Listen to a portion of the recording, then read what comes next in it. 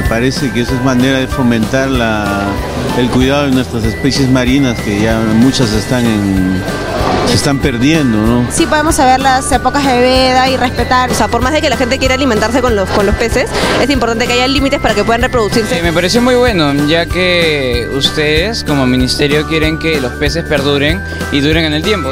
Creo que el mensaje principal en todo caso de esto sería la preservación de las especies, que en base a lo que se proyecta o el mensaje que se da, sería lo que todos deberíamos apuntar, ¿no? Necesitan el respeto y se debe de consumirlo de acuerdo al tamaño que ellos crecen. Sí lo vi, me pareció muy importante porque nos enseñan a cuidar nuestras especies y aparte que a mí me encanta el mar. Concientizar a las personas que mejor que con una película de peces, y me gustó el spot en sí. Parece interesante que igual promuevan el tema de la pesca responsable. De repente uno como usuario no conoce los tamaños que deberían ser los peces para poder consumirlos, ¿no? Sí, me encantó porque ahí te enseñan cómo cuidar el mar y las especies que habitan en ella.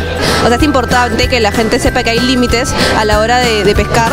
Yo apoyo la pesca responsable. Yo apoyo la pesca responsable. Yo apoyo la pesca responsable. Yo apoyo la pesca responsable. Nosotros apoyamos la pesca responsable.